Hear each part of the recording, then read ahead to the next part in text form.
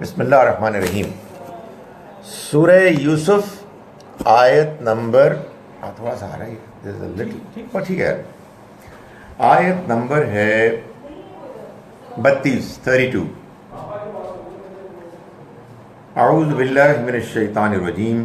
بسم اللہ الرحمن الرحیم. قالت فذلکن الذی لمتننی فیہ.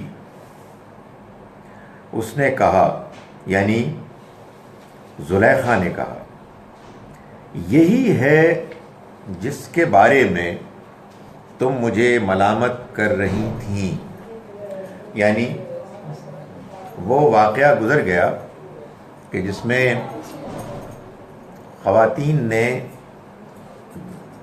یوسف علیہ السلام پر ڈورے ڈالنے کی کوشش کی اور اس میں چھریوں کا بھی کچھ رول تھا جو ہمیں بعد میں جا کے پتہ لگے گا, آج بھی نہیں پتہ لگے گا. اتنا سسپینس تو ہونا چاہیے نا.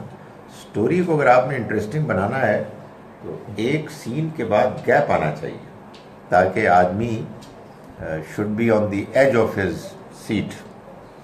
تو یہ انہوں نے کیا اور اس کے بعد جب زلیخا کو یہ احساس ہوا کہ یہ خواتین جان چکی ہیں کہ یہ نوجوان ایک غیر معمولی انسان ہیں اور میں اگر اس کے معاملے میں غلطی میں کمزوری میں مبتلا ہو گئی تو اس میں کوئی میری حماقت نہیں ہے.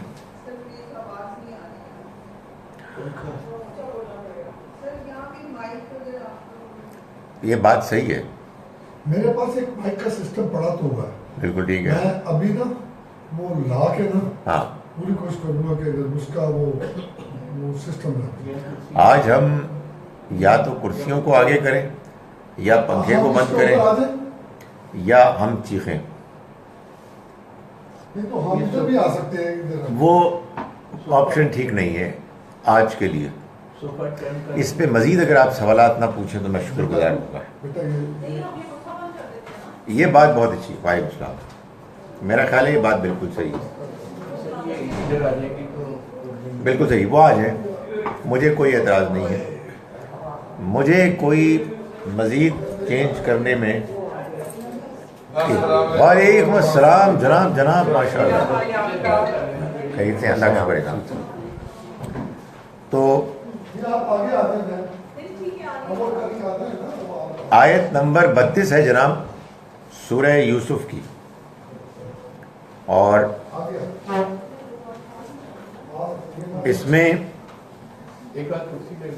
یہ جملہ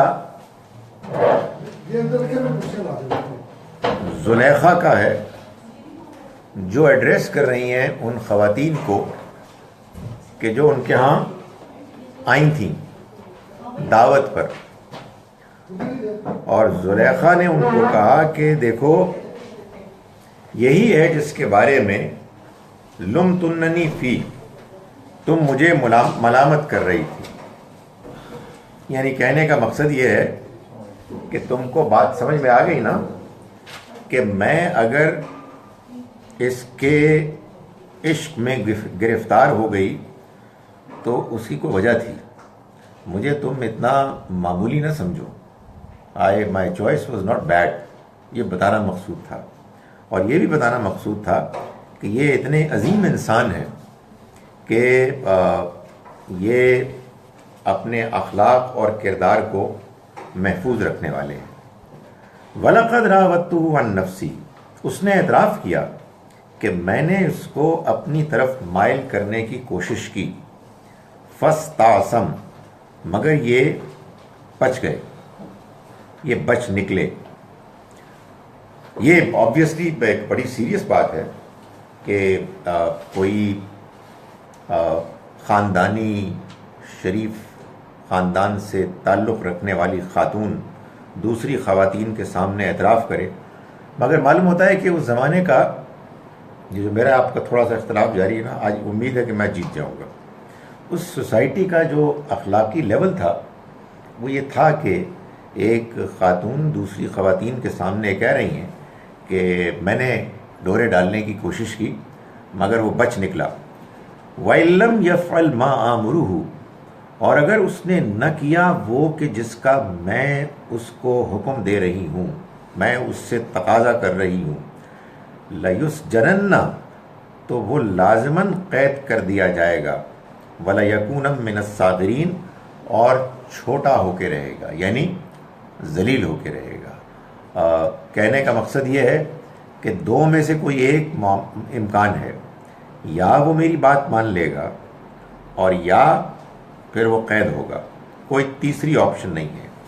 یہ آپ مجھ سے ایگری کریں گے کہ یہ اصل میں کردار کی پستی ہے اس معاشرے میں، جہاں کہ معلوم ہوتا ہے کہ اس طرح کی بات خواتین کے مجمع میں ایک خاتون کر رہی ہیں اور باقاعدہ دھمکی دے رہی ہیں. انہوں نے اپنے ارادے کا اظہار کیا. اس کے بعد یوسف علیہ السلام نے یہ بات سنی تو دعا کی.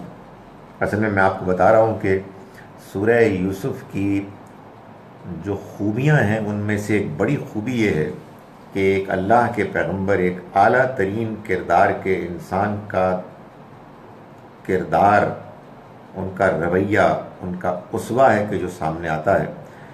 جب ان کو یہ محسوس ہوا کہ یہ خواتین ان کے اوپر ڈورے ڈال رہی ہیں، ان کے کردار میں کہ پھسلنے کا امکان ہے، تو انہوں نے دعا کی. قال رب السجن احب الی مما یدعوننی الیہ، انہوں نے دعا کی کہ اے رب السجن احب الی، قید خانہ مجھے زیادہ پسند ہے، مما یدعوننی الیہ، اس چیز سے کہ جس کی طرف یہ مجھے دعوت دے رہی ہیں. یعنی میں بجائے اس کے کہ کسی برائی گندگی میں ملوث ہوں، میں اپنے لیے اس بات کو زیادہ پسند کروں گا کہ میں قید میں چلا جاؤں، میں ان سے دور ہو جاؤں. کیوں؟ وَإِلَّا تَصْرِفْ عَنِّي كَيْدَهُنَّ، اگر تو نے مجھے دور نہ کیا ان کے فریب سے، اصبو الیہن، تو میں ان کی طرف مائل ہو جاؤں گا، واکم من الجاہلین، اور میں ان لوگوں میں شامل ہو جاؤں گا کہ جو جاہل ہیں، یعنی جو جذبات سے مغلوب ہو جاتے ہیں. یہ بڑی ایک سگنیفیکنٹ بات ہے. یعنی انسان برے ماحول میں کیا رویہ اختیار کرے. ایک طریقہ یہ خیال آ سکتا ہے کہ بھائی آپ کو اچھا ہونا چاہیے، آپ کو اپنے کردار پر اعتماد ہونا چاہیے، forget about everything else، میں دیکھ لوں گا. لیکن معلوم ہوتا ہے کہ یہ ٹھیک نہیں ہے. بعض معاملات میں اوور کانفیڈنس انسان کو مرواتا ہے. انسان کو اپنی لمیٹیشنز جاننی چاہیے، اور اگر آپ جانتے ہیں کہ آپ کی کیا لمیٹیشنز ہیں اور ان کا لحاظ رکھ کے آپ احتیاط کرتے ہیں، تو یہی وہ چیز ہے کہ جو آپ کو برائی سے محفوظ کرے گی. نہ کہ یہ بات کہ آدمی کہے کہ نہیں مجھے کچھ نہیں ہوتا. معلوم ہوتا ہے کہ یہ اوور کانفیڈنس یہ بھی شیطان کی طرف سے ہوتا ہے، جس کے نتیجے میں انسان بعض اوقات اپنی کمزوریوں کا خیال نہ کرتے ہوئے ایسی پالیسی اختیار کر لیتا ہے جس کے بعد اس کو ایمبیرس ہونا پڑتا ہے. تو یہ پیغمبرانہ جو تعلیم ہے وہ یہ ہے کہ جب یوسف علیہ السلام کو یہ معلوم ہوا، محسوس ہوا کہ اب ان کے لیے اس ماحول میں اپنے آپ کو بچانے کا طریقہ یہی ہے کہ وہ یہاں سے الگ ہو جائیں، تو انہوں نے اللہ سے دعا کی اور یہ کہا کہ قید خانہ مجھے زیادہ پسند ہے اس کے مقابلے میں کہ جس طرف یہ مجھے بلا رہی ہیں، اور مجھے اس کا خدشہ ہے کہ اگر تو نے مجھے ان سے نہ بچایا، دور نہ کیا، تو میں ان کی طرف مائل ہو جاؤں گا. یعنی یہ اپنی کمزوری کا اقرار ہے، یہ کسر نفسی ہے جو اصل میں انسان کو بچاتی ہے، نہ کہ وہ غیر ضروری اعتماد کہ جس میں انسان اس کا دعویٰ کرتا ہے کہ نہیں میں کسی برے ماحول میں بھی اپنے آپ کو بچا لوں گا. دیکھیں یہ دو مختلف چیزیں ہیں. بعض اوقات یہ بالکل ممکن ہے کہ انسان کسی وقت وقتی طور پر کسی برے ماحول میں پھنس جائے، یا بعض اوقات اس کے لیے کسی وجہ سے اناوائڈیبل ہو جائے، تو اللہ جانتا ہے، اللہ تعالیٰ ایسے موقعوں پر حفاظت فرماتا ہے۔ لیکن اگر انسان کے پاس چوائس ہو تو انسان کو اپنے آپ کو اپنے اخلاق اور کردار کے معاملے میں ایسے برے ماحول میں والنٹیئر کرنے کی ہرگز کوئی ضرورت نہیں ہے، بلکہ انسان کو احتیاط ہی کو پریفر کرنا چاہیے۔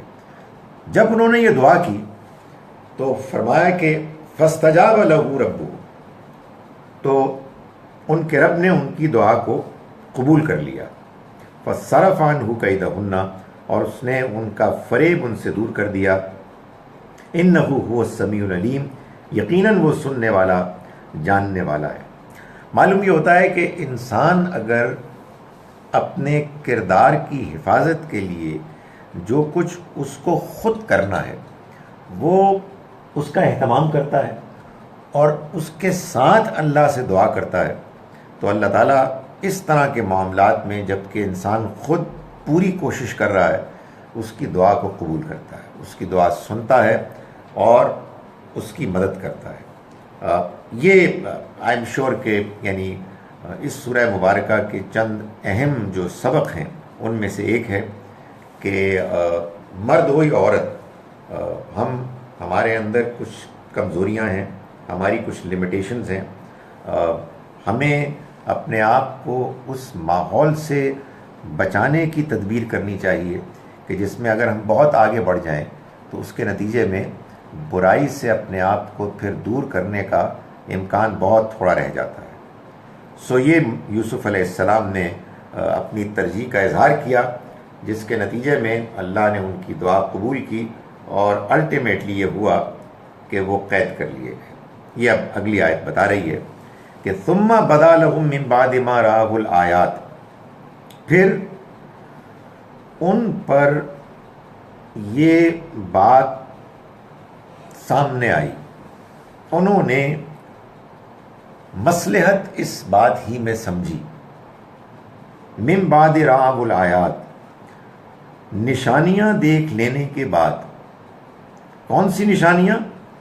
یعنی یوسف علیہ السلام کی بے گناہی کی، یوسف علیہ السلام کی پاک دامنی اور ان کی بے گناہی کی نشانیاں دیکھ لینے کے بعد لوگوں نے، خاندان والوں نے، جو سوسائٹی کے اہم لوگ تھے اس خاص خاندان، اس واقعے سے متعلق، انہوں نے اسی کو مصلحتاً بہتر سمجھا کہ لَيَسْجُنُنَّهُ حَتَّىٰ حِينٍ، کہ انہیں کچھ عرصے کے لیے قید کر دیں۔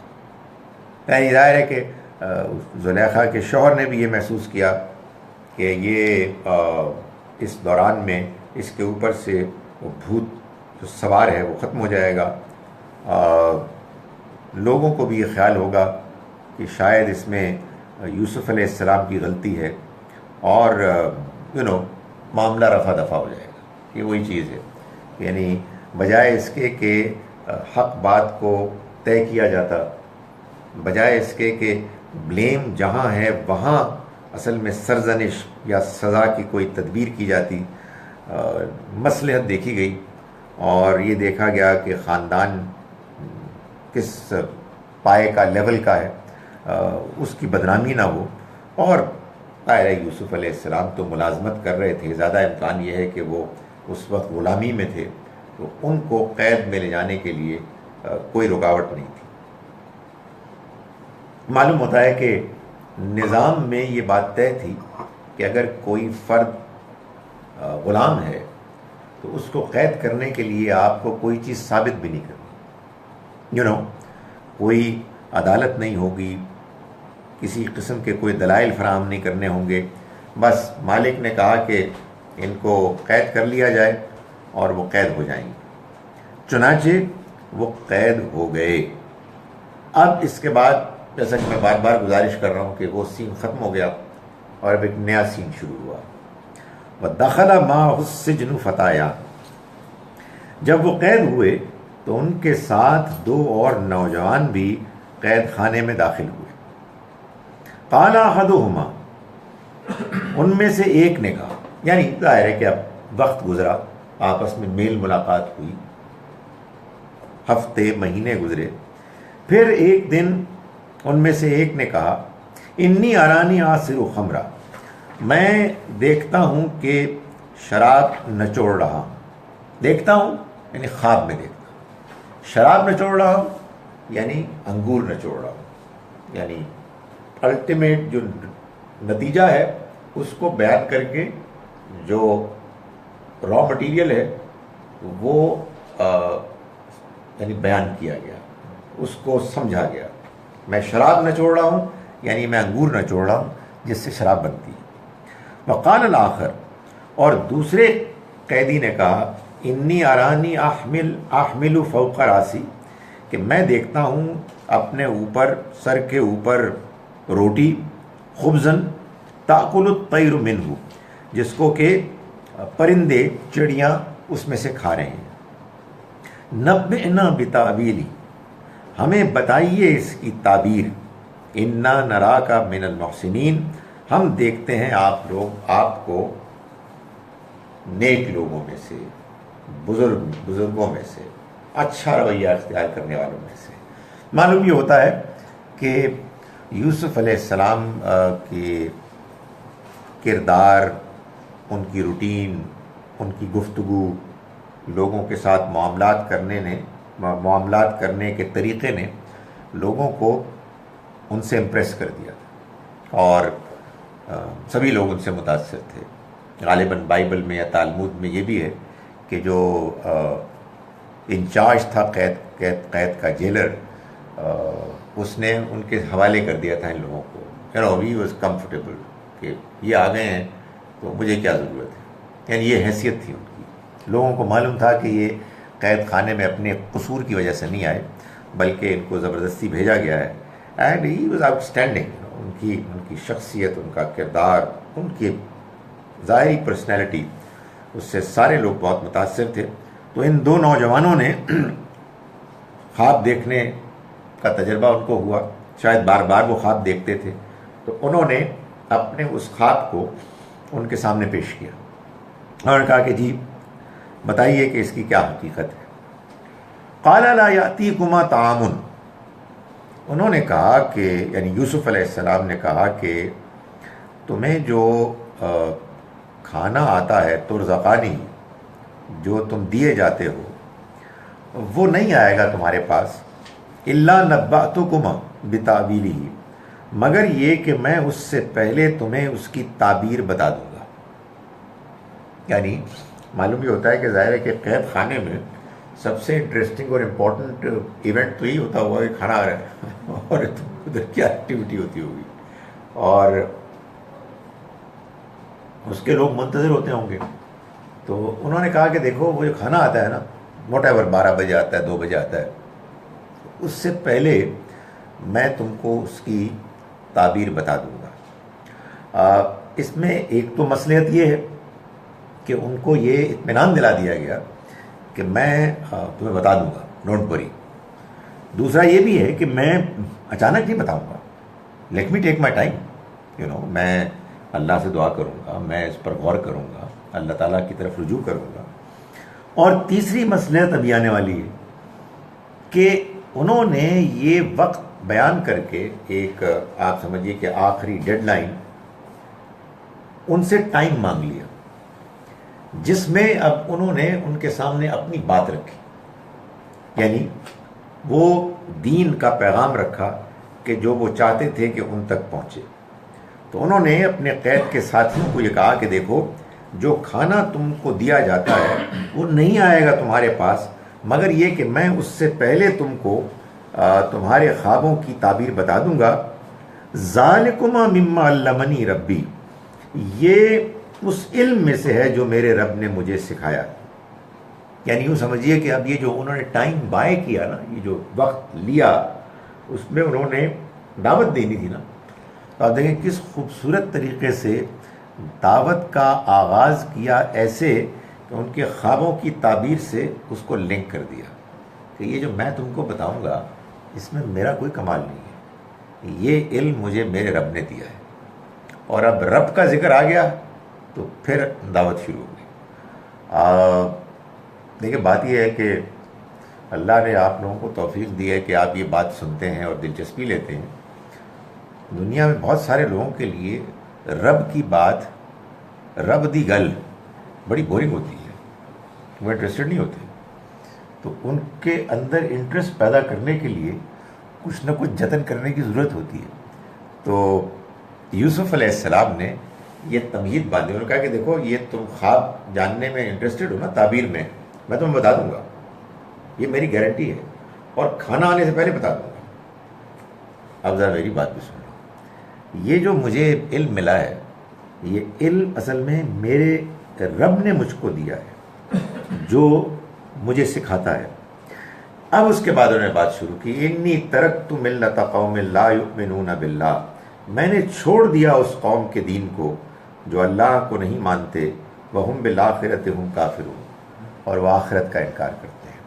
سو کہنے کا مقصد یہ ہے کہ دعوت دینے میں اس بات کو لازماً ملحوظ رکھنا چاہیے کہ جب آپ کسی کو بتا رہے ہیں تو جس کو بتا رہے ہیں اسے دلچسپی ہے، اگر اس کو دلچسپی نہیں ہے تو پھر آپ کا بتانا اصل میں اپنی بات کو ضائع کرنا ہے، اس لیے کہ وہ کانوں سے ٹکرائے گی بات، اور ٹکرا کے یا اوپر چلی جائے گی یا واپس آ جائے گی۔ لیکن جو علم ہے اس کا مطلب ہے تو اس پہ غیب کی بھی چیز شامل ہوگی نا، اگر وہ کہہ رہے ہیں کہ یہ ہوگا یہ ہوگا، اس کا یہ ہے، تو اللہ تعالیٰ نے یہ ایک طرح کا معجزہ ہو گیا نا یہ، لیکن خواب کی تعبیر اور 100% کریکٹ بتانی، تو یہ تو غیب کی بات بتائی نا کہ فیوچر میں یہ ہوگا۔ وہ تو کہہ دیا نا انہوں نے کہ یہ اللہ کا علم ہے، اس کے علم میں سے جو اس نے مجھے دیا۔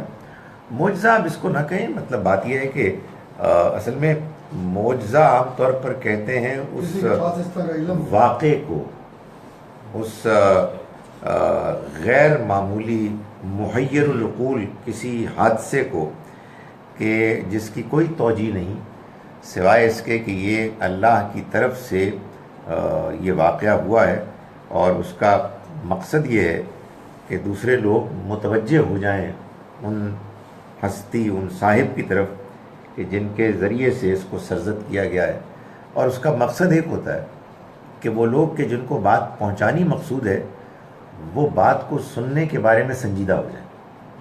سو کبھی ایسا نہیں ہوتا کہ معجزہ کسی سے کوئی بات منواتا ہے، نہیں، معجزہ کوئی حیرت انگیز چیز کہ جو عام حالات میں، عام معمول میں نہیں ہو سکتی، اس کا سرزد ہو جانا اصل میں یہ کمال کرتا ہے کہ جن کو بات پہنچانی مقصود ہے وہ اس کی طرف متوجہ ہو جاتے ہیں۔ جب آدمی سیریس ہو جاتا ہے تو پھر اس کو بات ماننا اور بات قبول کرنا پھر آسان ہو جاتا ہے۔ تو یہاں تو خیر انہوں نے صرف اتنی بات کی کہ یہ اس علم میں سے ہے کہ جو میرے رب نے مجھے دیا، اور پھر انہوں نے یہ بتایا، اب اپنی انہوں نے تاریخ بیان کی کہ میں نے چھوڑ دیا اس قوم کا دین جو اللہ کو نہیں مانتے اور وہ آخرت کا انکار کرتے ہیں۔ معلوم یہ ہوا کہ یوسف علیہ السلام یہ بتا رہے ہیں کہ میرا بھی کچھ وقت ایسا گزرا ہے کہ جس میں میں ان لوگوں کے ساتھ رہا ہوں، میں نے ان کی باتیں سنی ہیں، غالباً مصری کی بات ہوگی، کہ جس میں لوگوں نے وہ دین اختیار کیا ہوا تھا کہ جو دین نہ اللہ پر ایمان اور نہ آخرت پر ایمان پر مبنی تھا۔ اللہ اور آخرت کو نہیں مانتے سے مراد یہ نہیں ہے کہ نہیں مانتے، نہیں، کوئی سرسری طور پر اقرار کرتے ہیں، آخرت کا بھی کوئی ذکر کرتے ہیں، لیکن حقیقت میں نہیں مانتے۔ قرآن سے معلوم ہوتا ہے کہ اللہ کا وہ ماننا، اللہ کو ماننے کا وہ رویہ کہ جس میں آپ آخرت کو ٹھیک سے نہیں مان رہے اور آخرت کی زندگی کو آپ اپنے ترجیح، پریفرنس نمبر 1 نہیں مان رہے، وہ اللہ کا ماننا نہ ماننا برابر ہے۔ اللہ تعالیٰ کے ماننے کے لیے یہ ضروری ہے کہ انسان آخرت کو سنجیدگی سے مانے۔ یہ بات قرآن مجید نے بڑی خوبی کے ساتھ بیان کی ہے سورہ بقرہ کی آیت نمبر 28 میں، جہاں اللہ تعالیٰ نے سوال تو یہ اٹھایا ہے کہ تم اللہ کا انکار کیسے کر سکتے ہو، کیف تکفرون باللہ. لیکن جو جواب دیا ہے وہ سارا موت کے بعد کی زندگی کو افرم کرنے کا ہے، اس کو ثابت کرنے کا ہے کہ تم مردہ تھے، پھر اس نے تم کو زندہ کیا، پھر وہ تم کو موت دے گا، پھر وہ تم کو زندگی دے گا، پھر تم اس کی طرف لوٹائے جاؤ گے، تو تم اللہ کا انکار کیسے کر سکتے ہو؟ یعنی تم آخرت کا انکار کیسے کر سکتے ہو؟ یہ بات سمجھ میں آئی؟ یعنی اللہ کا انکار، آخرت کا انکار. اس اللہ کو اگر آپ نہیں مانتے کہ جس اللہ نے یہ طے کیا ہے کہ یہ دنیا کی زندگی ایک عارضی امتحان ہے اور اصل زندگی آخرت کی زندگی ہے، جس میں اس زندگی میں انسان کی کارکردگی، اس کے رویے کا نتیجہ نکلے گا، تو پھر اصل میں ایسا اللہ کو ماننا اس کا انکار ہے. اسی طرح سے آخرت کا انکار، اس کا مطلب یہ نہیں ہے کہ یہ ضروری ہے کہ لوگ کہیں کہ کوئی آخرت واخرت نہیں ہوگی. نہیں، آخرت کا انکار قرآن سے معلوم ہوتا ہے یہ بھی ہے کہ آپ یہ مانیں کہ آخرت کوئی ہوگی، میں بھی، لیکن اس میں ہم نہیں پکڑے جائیں گے، ہمارا حساب کتاب نہیں ہوگا. کیوں؟ اس لیے کہ ہماری بڑی تگڑی سفارش ہمیں بچا لیں گے. چنانچہ اس کو قرآن نے بیان کیا ہے سورہ نجم میں اس طرح سے کہ وہ لوگ کہ جو یسمون الملائکۃ تسمیۃ الانثیٰ، جو فرشتوں کے نام لڑکیوں کے، عورتوں کے ناموں پہ رکھتے ہیں، وہ آخرت کو نہیں مانتے. یعنی یہ مکے کے لوگ جنہوں نے کہ یہ عقیدہ نظریہ رکھ لیا ہے کہ فرشتے اللہ کی بیٹیاں ہیں اور ان کو بیٹیوں، عورتوں کے نام سے وہ موسوم کرتے تھے، اور ان کا خیال تھا کہ وہ اللہ کی ایسی چہیتی بیٹیاں ہیں کہ اللہ ان کی بات کو نہیں رد کرے گا. چنانچہ ہم ان سے دعائیں کرتے ہیں، ہم ان کو پوچھتے ہیں اور وہ ہمارا کیس وہاں پلیٹ کرے گا. تو یہاں جو یوسف علیہ السلام نے بھی بات کی ہے وہ اصل میں اس اللہ پر ایمان اور اس آخرت پر ایمان کا ذکر کیا ہے کہ جو حقیقی ہے. تو فرمایا میں نے چھوڑ دیا اس قوم کا دین جو نہ اللہ کو مانتے ہیں اور وہ آخرت کا انکار کرتے ہیں. واتبعت ملت آبائی، اور میں نے پیروی کی اپنے بزرگوں کے دین کی. کون بزرگ؟ یہ ذکر ہے مصر کا. یہ مصر آ گئے تھے یوسف علیہ السلام، مگر معلوم یہ ہوتا ہے کہ وہاں سے، فلسطین سے، کنعان سے ان بزرگوں کا ذکر یہاں تک پہنچ گیا تھا، ان کے پیغمبری کا، ان کی بزرگی کا، ان کی فالوئنگ کا. تو یوسف علیہ السلام نے اپنے ان بزرگوں کا نام لیا اور یہ کہا کہ میں نے ان کے دین کی پیروی کو اختیار کیا ہے. اس سے یہ معلوم ہوتا ہے کہ اگرچہ کہ یوسف علیہ السلام یعقوب علیہ السلام کے بیٹے تھے، مگر اس کا یہ مطلب نہیں تھا کہ وہ گمراہ ہونے کے امکان کی آزمائش سے نہیں گزرے تھے. ان کے سامنے غلط دعوت نہیں آئی تھی، وہ غلط لوگوں میں ان کا کچھ عرصے کا تجربہ نہ ہوا تھا، ایسا نہیں تھا. معلوم یہ ہوتا ہے کہ انہوں نے اللہ کے صحیح دین کو سوچ سمجھ کے اختیار کیا اور چھوڑ دیا اس کو کہ جو آخرت اور اللہ کو نہ ماننے والے لوگ تھے. فرمایا کہ وما کان لنا ان نشرک باللہ من شیء، ہمارے لیے کوئی امکان نہیں، ہمیں کوئی حق نہیں کہ ہم اللہ کے ساتھ کسی کو شریک ٹھہرائیں. ہمارے پاس کوئی دلیل نہیں، ہمارے پاس کوئی وجہ نہیں کہ ہم اس کائنات میں اللہ کی عبادت اور اللہ سے مانگنے اور اس کے ذریعے سے اپنے معاملات کو ٹھیک کرنے کی امید اور توقع، اس کے علاوہ یہ کسی اور سے مانیں. کوئی وجہ ہی نہیں، نہ اس کی کوئی دلیل ہے، نہ اس کی کوئی اور وجہ ہے. تو فرمایا کہ ما کان لنا ان نشرک باللہ من شیء، ہمارے لیے کوئی جواز نہیں ہے کہ ہم اللہ کے ساتھ شریک ٹھہرائیں کسی کو بھی. ذالک من فضل اللہ، یہ اللہ کا احسان ہے علینا و علی الناس، انسان ہم پر بھی اور انسانوں پر بھی، کیا کہ اس نے اپنے پیغمبروں کے ذریعے سے انسانوں کو یہ حقیقت بیان کی ہے، واضح کی ہے کہ اللہ کے ساتھ کسی کو شریک نہیں ٹھہرانا۔ وَلَٰكِنَّ أَكْثَرَ النَّاسِ لَا يَشْكُرُونَ، مگر اکثر لوگ شکر گزار نہیں ہوتے۔ یعنی سب کچھ جان لینے کے باوجود، اللہ کے پیغام کو جو ان تک پہنچا ہے قبول کر لینے کے باوجود، وصول کرنے لینے کے باوجود، وہ اللہ کے ساتھ اوروں کو شریک ٹھہراتے ہیں۔ اور اس کی وجہ کیا ہے؟ اس کی وجہ یہ ہے کہ یہ اکثر لوگ ناشکر ہیں۔ اللہ کی شکر گزاری کا یہ تقاضا ہے کہ ہم اللہ ہی کو مانیں، اسی کو پکاریں، اسی کی عبادت کریں، اسی سے دعا کریں، اسی سے توقع رکھیں۔ لیکن جب ہم یہ نہیں کرتے اور ہم اللہ کی ناشکری کرتے ہیں تو پھر ہم اوروں کے آگے جھکتے ہیں، اوروں سے دعائیں کرتے ہیں، اوروں سے امیدیں باندھتے ہیں۔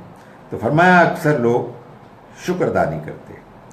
یا صاحب یہ سجنی، یہ اب وہ اپنے دو قید کے ساتھیوں سے بات کر رہے ہیں نا، تو انہوں نے کہا کہ اے میرے قید کے ساتھیوں، ارباب متفرقون، کیا رب خدا الگ الگ خیر ام اللہ الواحد القہار زیادہ بہتر ہیں، یا وہ ایک اللہ جو غالب ہے سب پر؟ ان دونوں میں سے کون بہتر ہے؟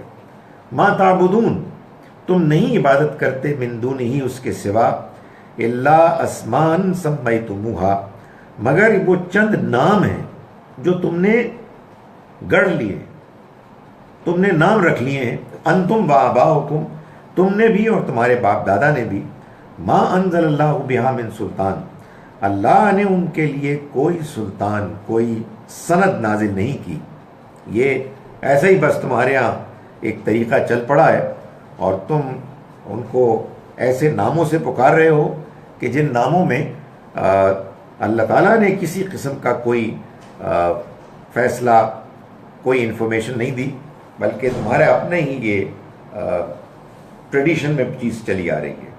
یہ ایک انفارچونیٹ بات ہے کہ جب مذہب کی دنیا میں کچھ چیزیں رائج ہو جاتی ہیں تو پھر لوگ بجائے اس کے کہ یہ تحقیق کریں کہ کیا یہ واقعتاً حقیقت ہے، اس کے پیچھے کہ یہ نام ہیں جو تم نے رکھ لیے ہیں اور تمہارے آباء و اجداد نے، اللہ نے ان کے بارے میں کوئی سند نازل نہیں کی۔ یعنی مطلب یہ ہے کہ اگر اللہ کو انسانوں کو یہ بتانا تھا کہ میں نے اپنے علاوہ کچھ اور بھی اپنے معاون، کوئی اپنے اسسٹنٹس، کوئی اپنے مددگار رکھے ہیں تو وہ نام بتاتا۔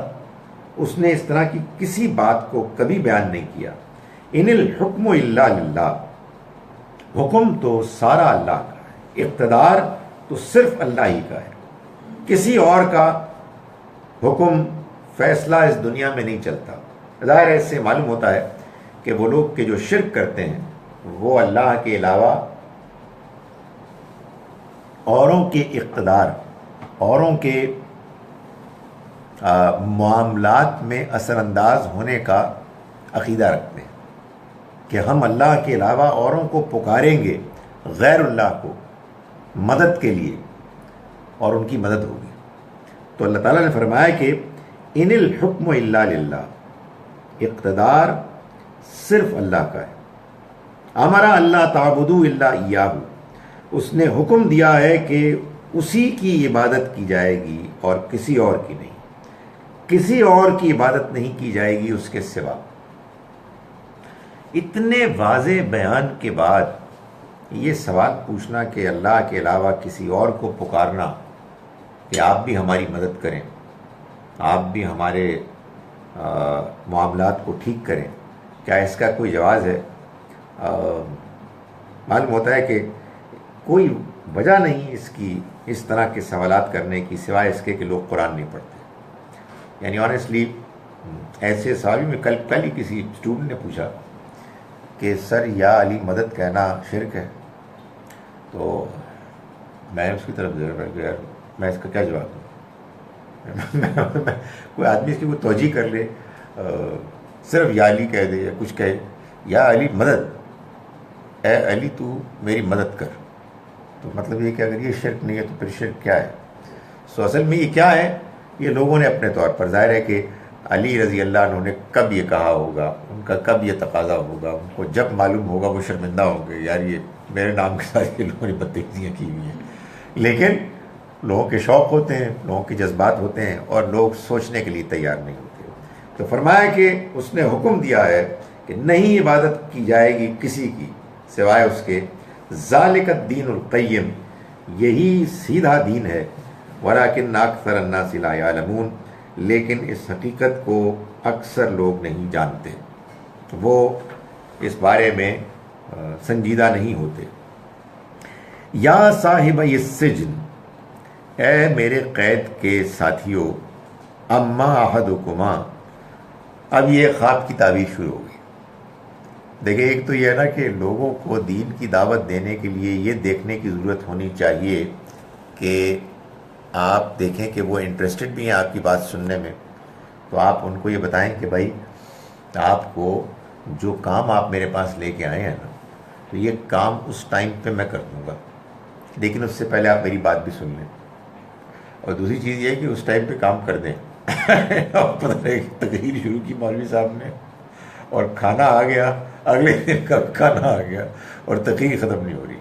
اس سے جو ڈیمیجنگ ایفیکٹ ہوتا ہے آپ اندازہ نہیں کر سکتے کہ لوگ ویسے ہی سیریس نہیں ہوتے، اور اس کے نتیجے میں تو لوگ بالکل ہی کبھی بھی کوئی اہمیت نہیں دیں گے. تو یوسف علیہ السلام نے عین اپنے وعدے کے مطابق کھانا آنے سے پہلے تھوڑی دیر اپنے دین کی دعوت دینے کے بعد انتہائی مؤثر طریقے سے اب اپنے قید کے ساتھیوں کو بتایا کہ دیکھو، اما احدکما فیسقی ربہ خمرا، جہاں تک تم میں سے ایک کا تعلق ہے تو وہ تو اپنے بادشاہ کو، اپنے آقا کو شراب پلائے گا.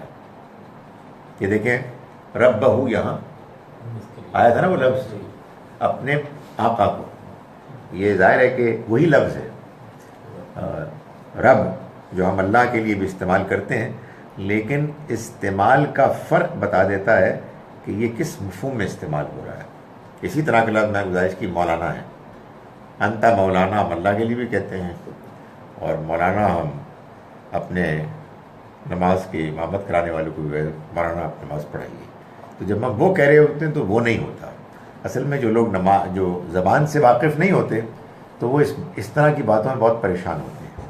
تو فرمایا کہ جہاں تک تم میں سے ایک کا تعلق ہے تو وہ تو اپنے آقا کو شراب پلائے گا. وَأَمَّا الْآخَرُ، اور جہاں تک دوسرے کا تعلق ہے، فَيُسْلَبُ فَتَأْكُلُ الطَّيْرُ مِنْ رَأْسِهِ، تو وہ سولی پر چڑھایا جائے گا، پھر وہ کھائے گا، پھر کھائیں گے پرندے اس کے سر، یعنی سر کو نوچیں گے جب وہ سولی پر چڑھا دیا جائے گا. قضی الامر، اس بات کا فیصلہ ہو چکا، الذی فیہ تستفتیان، جس کے بارے میں تم پوچھ رہے ہو. یعنی یہ خواب میں آ گیا تو یہ اللہ کا فیصلہ ہے، اب یہ ہو کے رہے گا. اصل میں اللہ تعالیٰ نے اپنے بندوں کو یہ بتانے کے لیے کہ یہ ٹھیک ہے کہ تم آزاد ہو اور تم اپنی آزادانہ مرضی سے بھی فیصلے کرتے ہو،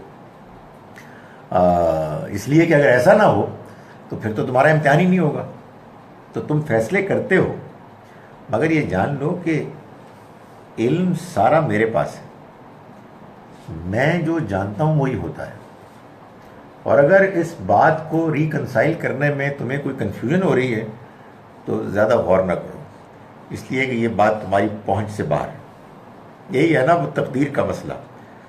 تو جو ہونا ہے وہ تو ہو کے رہے گا، مگر اس کا یہ مطلب نہیں ہے کہ جو آپ کام کرتے ہیں وہ آپ سے زبردستی کروایا جاتا ہے.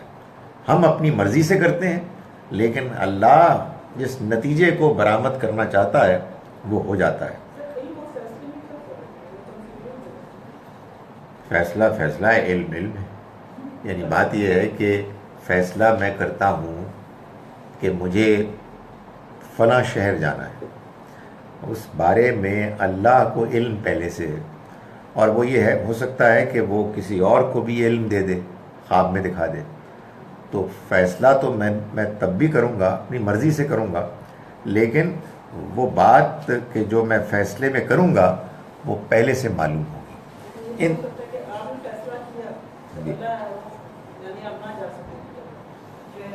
نہیں، ایسا نہیں ہوگا، خدا کا علم حتمی ہے، لیکن اس سے آگے سوچنے کی کوئی ضرورت نہیں، اس لیے کہ آپ کے لیے یہی جاننا کافی ہے کہ آپ آزادی سے فیصلہ کرتے ہیں۔ وہ آزادی سے کیا ہوا فیصلہ اللہ کے ہاں پہلے سے کیسے معلوم ہوتا ہے، یہ ہمارے لیے آؤٹ آف کورس ہے۔ سر اس پہ یہی آپ نے جو بات کی نا کہ جب بھی ہم ان دو چیزوں کو، جی تقدیر کو اور اپنے اختیار کو، جی ڈیسٹنی اور ہمارا اپنا جو فریڈم ہے، اس کو جب ریکنسائل کرتے ہیں کنفیوژن بہرحال ہوتی ہے۔ تو ٹھیک ہے نا، وہ اس لیے ہے نا کہ بات یہ ہے کہ جیسے ہمارے دیکھنے کی صلاحیت محدود ہے، ہمارے سننے کی صلاحیت محدود ہے، اسی طرح سے ہماری عقل کی صلاحیت بھی محدود ہے، اور اس معاملے میں اللہ تعالیٰ نے، نبی صلی اللہ علیہ وسلم نے ہمیں ایک خاص حد سے آگے سوچنے سے روک دیا۔ پھر اس میں ایک حضرت علی رضی اللہ تعالیٰ عنہ کا ایک قول بھی ہے، کیا وہ درست ہے جس کے بارے میں بہت بتایا جاتا ہے؟ وہ قول اصل میں اس چیز سے کے بارے میں نہیں ہے، وہ دیکھیں نا، وہ تقدیر کے مسئلے میں وہاں چمگوئیاں شروع ہو گئی۔ یہ بہت بڑا مسئلہ ہے سر، خواتین کے لیے تو یہ زیادہ۔ Class is over. دیکھیے، گزارش یہ ہے کہ حضرت علی نے جو کچھ فرمایا وہ تقدیر کے بارے میں نہیں ہے، وہ اصل میں ان معاملات کے بارے میں ہے کہ جس میں ہم مجبور ہیں۔ تو انہوں نے یہ کہا کہ بھائی میرا ایک پیر زمین پر ہے اور ایک اوپر ہے، دوسرا اوپر نہیں جا سکتا، ایک اختیار ہے اور دوسرا جبر ہے۔ انہوں نے یہ سمجھانے کی کوشش کی کہ اس دنیا کی زندگی میں ہم بعض چیزیں کر سکتے ہیں، بعض چیزوں پہ مجبور ہیں، لیکن جس کو آپ تقدیر کہتے ہیں وہ تو اس چیز کا نام ہے کہ جو کچھ بھی آپ کریں گے مستقبل میں، اللہ کو اس کا علم پہلے سے ہے۔ اللہ کا علم آپ کو کسی چیز کے کرنے پر مجبور نہیں کرے گا، بعض اوقات کرے گا بھی، تو پھر آپ اس کے لیے جواب دہ نہیں ہوں گے۔ جن معاملات کے لیے آپ جواب دہ ہیں ان معاملات کو آپ کرتے ہیں اپنے اختیار سے۔ یہ اور بات ہے کہ اللہ اس کو پہلے سے جانتا ہے، اور اس لیے جانتا ہے کہ اس کا علم مکمل ہے اور آپ کا علم نامکمل ہے، اس لیے اس پر گفتگو رکھ رہے ہیں۔ اور اگلی آیت پڑھیں تو فرمایا قضی الامر، اس چیز کا فیصلہ ہو گیا، الذی فیہ تستفتیان، جس کے بارے میں تم پوچھ رہے تھے۔ وقال للذی ظن انہ ناج، اور کہا انہوں نے اس سے کہ جس کے بارے میں ان کو خیال تھا کہ وہ رہا ہو جائے گا۔ دو تھے نا، ایک کے بارے میں یہ تھا کہ وہ آزاد ہو جائیں گے اور پھر اپنے آقا کو شراب پلائیں گے، اور دوسرے کے بارے میں یہ بتایا تھا کہ وہ سولی پر چڑھا دیے جائیں گے اور پرندے ان کو اس سر کو نوچیں گے۔ تو جس کے بارے میں یہ ان کو گمان تھا کہ وہ نجات پا جائیں گے، ان سے کہا کیا اذکرنی عند ربک، یاد کرنا، ذکر کرنا تم میرا اپنے رب یعنی اپنے آقا کے سامنے، یعنی تم تذکرہ کرنا، یہ جو تم نے معاملات دیکھے ہیں ان کے سامنے بات رکھنا۔ ظاہر ہے کہ یوسف علیہ السلام کا خیال یہ تھا کہ اس کے نتیجے میں ان کو کوئی موقع مل جائے گا قید سے رہائی کا، سو معلوم ہوتا ہے کہ اس میں کوئی حرج نہیں، یہ اللہ پر توکل اور بھروسے کے بالکل خلاف نہیں۔ آپ کے ذہن میں ایک پلاننگ آ رہی ہے اچھے مقصد کے لیے، پیغام کی خاطر، اپنے فیوچر کی خاطر، اپنی زندگی کو آسان بنانے کی خاطر، اور اس کے لیے آپ ایک اخلاق اور ڈیسنسی کی حدود میں رہتے ہوئے، بیک کیے بغیر اگر کچھ آپ اپرچونٹیز کو ایکسپلور کرتے ہیں تو there is nothing wrong with it, بلکہ یہ پیغمبرانہ طریقہ ہے۔ یہ بات بعض اوقات کہنی اس لیے ضروری ہے کہ بعض اوقات لوگوں کے اوپر ایک غلط توکل کا تصور غالب آ گیا ہے، اور کہتے ہیں جی کہ نہیں اللہ مالک ہے، کچھ کرن دی لوڑ نہیں، وہ فیصلہ کرے گا تو ہوگا نہیں، وہ فیصلہ کرے گا تو ہوگا، یہ بالکل ٹھیک ہے، مگر آپ نے اپنے لیے کوشش کرنی ہے کہ اوپننگز نکلیں، آپ کے لیے امکانات پیدا ہوں۔ چنانچہ اس کی یہ بڑی خوبصورت مثال ہے کہ حضرت یوسف نے 2 لوگوں کو جو ان کے قید میں ان کے ساتھ تھے، ان کو ان کے خوابوں کی تعبیر بتائی، اور ان میں سے جس ایک شخص کے بارے میں ان کا یہ خیال تھا اس تعبیر کے نتیجے میں کہ وہ آزاد ہو جائے گا اور اپنے آقا بادشاہ کے پاس جائے گا، تو انہوں نے کہا کہ تم اپنے آقا سے میرا ذکر کرنا۔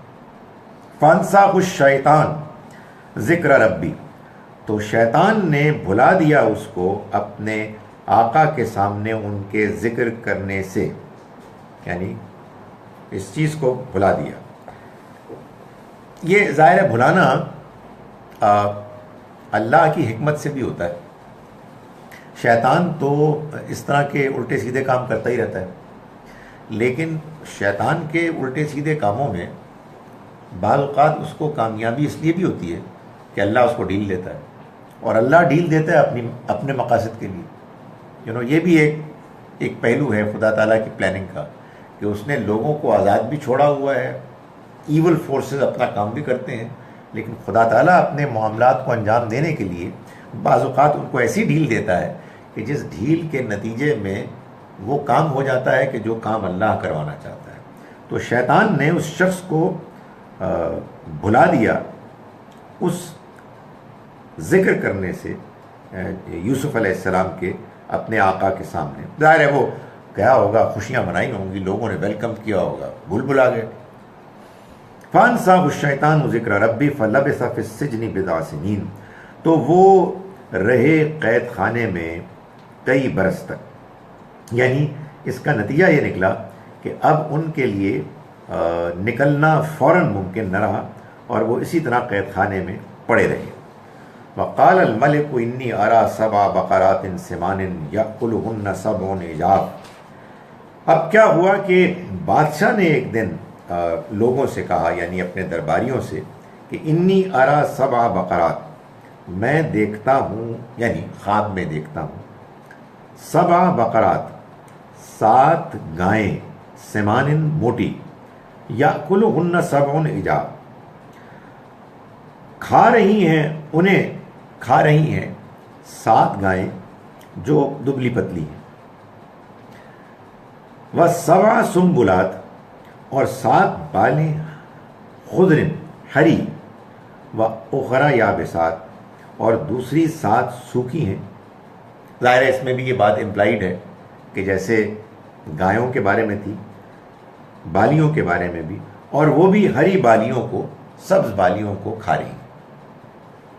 جو اوپر ذکر تھا کہ دبلی گائیں موٹی گایوں کو کھا رہی ہیں، اسی طرح سے جو سوکھی بالیاں ہیں وہ ہری بالیوں کو کھا رہی ہیں۔ یہ الفاظ میں اس کو بیان نہیں کیا، یہ اس نے اپنا خواب سنایا۔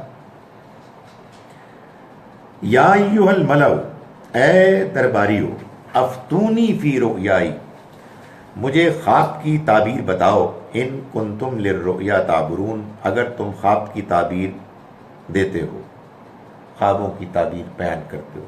بادشاہ لگتا ہے اس کے جملے سے کہ اس کو بہت زیادہ کوئی کانفیڈنس نہیں تھا کہ یہ بتا سکیں گے، اس لیے کہ یہ ایک کمپلیکیٹڈ خواب تھا۔ قالوا اضغاث احلام، تو انہوں نے کہا کہ یہ ایسی پریشان خواب ہے۔ ظاہر ہے آدمی کے پاس کچھ علم ہو، اس علم کے بارے میں کچھ پوچھا جائے، اور پوچھنے والا بھی بادشاہ ہو، اور اس کے پاس کوئی اور چوائس بھی نہ ہو، کوئی اور ریسورس بھی نہ ہو، تو بڑا اچھا جواب ہے کہ ایسی پریشان خواب ہے، آپ کا پیٹ خراب ہو گیا تو آپ کو خواب آ گیا، ڈونٹ وری سر، کوئی مسئلہ نہیں۔ تو یہ کہا اضغاث و احلام، پریشان خواب ہیں، وما نحن بتأویل الاحلام بعالمین، اور ہم اس طرح کے خوابوں کی تعبیر نہیں جانتے۔ وقال الذی نجا منہما، اور کہا اس نے کہ جو ان دونوں میں سے نجات جس نے پائی، یعنی وہ جو 2 یوسف علیہ السلام کے قید کے ساتھی تھے، ان میں سے ایک جس نے نجات پائی دوسرے کو تو سولی پہ چڑھا دیا گیا تھا. وَذَّكَرَ بَعْدَ أُمَّةٍ اور اس کو ایک مدت کے بعد یاد آیا. أَنَا أُنَبِّئُكُم بِتَأْوِيلِهِ تو اس نے کہا کہ میں بتاؤں گا تم کو اس کی تعویل، اس کی تعبیر. فارسلون تو مجھے بھیج دو یعنی یوسف کے پاس. تم مجھے بھیجو گے تو آئی کین ٹیل یو کہ اس خواب کا کیا مطلب ہے. ظاہر ہے ان کو یاد آیا ہوگا کہ یار ہمارا بھی تو خواب انہوں نے بتایا. اوہ گاڈ یار میں تو بھول ہی گیا کہ مجھے تو بتانا تھا بادشاہ کو. تو گویا کہ انہوں نے ایک ہی موقع پر دونوں کام پھر پورے کرنے کا ارادہ کیا کہ آپ مجھے بھیجیے یوسف کے پاس تو میں آپ کو اس خواب کی تعبیر بتاؤں گا. اب ہمارے پاس دو چوائسز ہیں. ایک تو یہ کہ ہم تعبیر سن لیں اور ایک یہ کہ اس کو اگلے کلاس تک کے لیے رکھیں. جواب نہ آنا کا مطلب ہے کہ آپ اگلی کلاس کے لیے رکھیں. یہ مطلب ہے جو آیات ہم نے کی ہیں آج ان کا ترجمہ پھر ایک مرتبہ پڑھ رہا ہوں. ہم نے آج شروع کیا آیت نمبر 32 سے. ویسے اگر قریب کے لوگوں کو آپ کانفیڈنس میں لے لیں تو اس طرح کے سوال کرنے کو رسکی نہیں ہوتے. آپ دیکھیں ان کو وہ جواب میں کہیں گے نہیں بس یہیں تک ٹھیک ہے. سو ٹھیک ہے. اس کو ظاہر ہے کہ جب یہ سٹوری ہوتی ہے تو اس میں ایسا ہوتا ہے کہ کئی ایسے موقع آتے ہیں کہ جس میں جی چاہتا ہے کہ کچھ اور پڑھ لیں لیکن آبویسلی ہمارا ایک ٹائم لمٹ ہے. تو میں اس کا ترجمہ پھر پڑھ رہا ہوں آیت نمبر 32 سے. قالت ذالکن الذی لمتننی فی کہا زلیخا نے کہ یہ وہ ہے کہ جس کے بارے میں تم مجھ کو ملامت کیا کرتی تھیں. وَلَقَدْ رَاوَدتُّهُ عَن نَفْسِهِ یہ حقیقت ہے کہ میں نے ان کو اپنی جانب مائل کرنے کی کوشش کی. فَاسْتَعْصَمَ تو وہ بچ نکلے. وَلَئِن لَّمْ يَفْعَلْ مَا آمُرُهُ اور اگر نہ کیا انہوں نے وہ کہ جس کا میں ان کو حکم دے رہی ہوں. لَيُسْجَنَنَّ تو یہ لازماً قید میں چلے جائیں گے. وَلَيَكُونَ مِنَ الصَّاغِرِينَ اور لازماً یہ رسوا ہوں گے، چھوٹوں میں ہو جائیں گے. قال رب السجن احب الی دعا کی یوسف نے اے میرے رب مجھے قید زیادہ پسند ہے. مما یدعوننی الی اس سے کہ جس کی طرف یہ مجھے بلا رہی ہیں. وَإِلَّا تَصْرِفْ عَنِّي كَيْدَهُنَّ اور اگر تو نے نہ دور کیا مجھ سے ان کا فریب. أَصْبُ إِلَيْهِنَّ تو میں مائل ہو جاؤں گا ان کی طرف. وَأَكُن مِّنَ الْجَاهِلِينَ اور میں جاہلوں میں سے ہو جاؤں گا، جذبات سے مغلوب ہو جانے والوں میں ہو جاؤں گا. فَاسْتَجَابَ لَهُ رَبُّهُ تو سن لی قبول کر لی اس کے لیے اس کے رب نے اس کی دعا. فَصَرَفَ عَنْهُ تو اس نے دور کر دیا اس سے. کَیدَهُنَّ ان کا فریب تو اس نے اس سے یعنی یوسف علیہ السلام سے ان کا فریب ان عورتوں کا فریب دور کر دیا. انہ هو السمیع العلیم یقیناً وہ سننے والا جاننے والا ہے.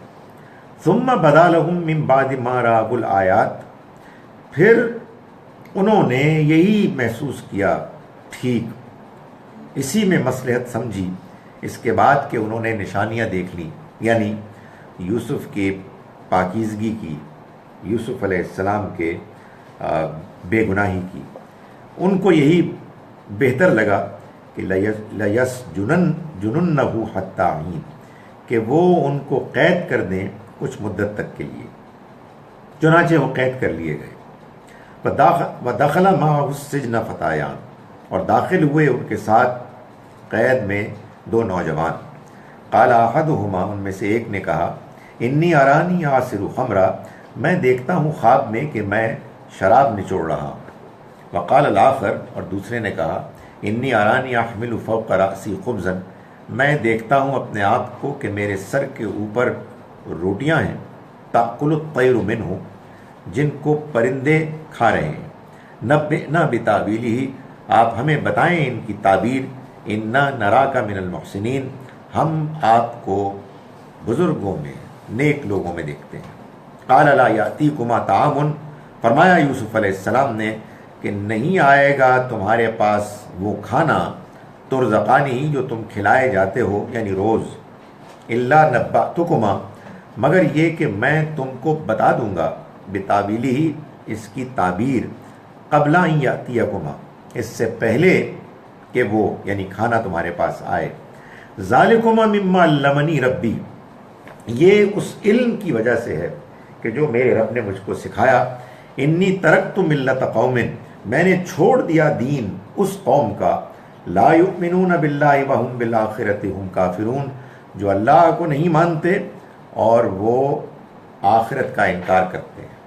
वत्तबातु मिल्लत आबाई, और मैंने पैरवी की अपने बुजुर्गों के दीन की, इब्राहीम व इसहाक़ व याकूब, मा कान लना अन नुशरिका बिल्लाहि मिन शै, मेरे लिए मुमकिन नहीं है, जायज़ नहीं है कि हमारे लिए जायज़ नहीं है कि हम शरीक ठहराएं अल्लाह के साथ किसी को भी।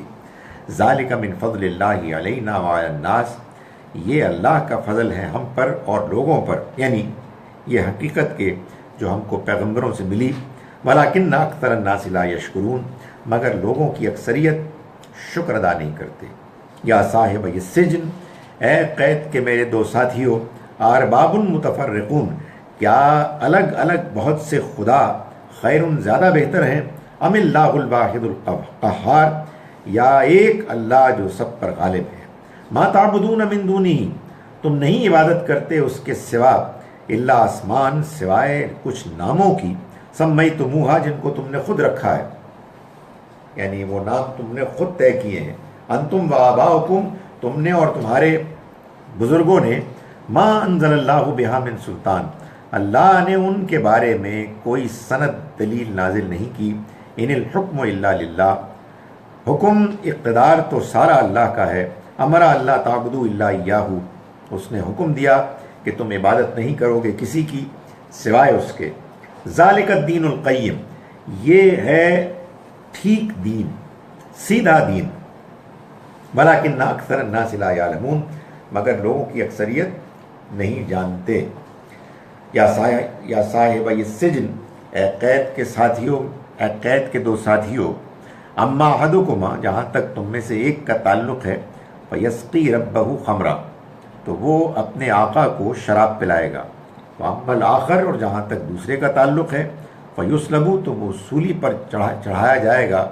फताकुलु तैरु मिन रासिही, तो परिंदे उसके सर को नोचेंगे, नोच नोच कर खाएंगे। क़ुदियल अम्रुल्लज़ी फ़ीही तस्तफ़्तियान, फैसला हो चुका उन मामलात के बारे में जिनमें तुम पूछते थे। वक़ाल लिल्लज़ी ज़न्ना अन्नहु नाजिम मिनहुमा, और कहा उन्होंने यूसुफ अलैहिस्सलाम ने उनमें से, उन दोनों में से उसको, कि जिसके बारे में उन्होंने गुमान किया कि वो निजात पालेगा। उज़कुरनी इंद रब्बिक, तुम जिक्र करना मेरा अपने आका के पास, आका के सामने।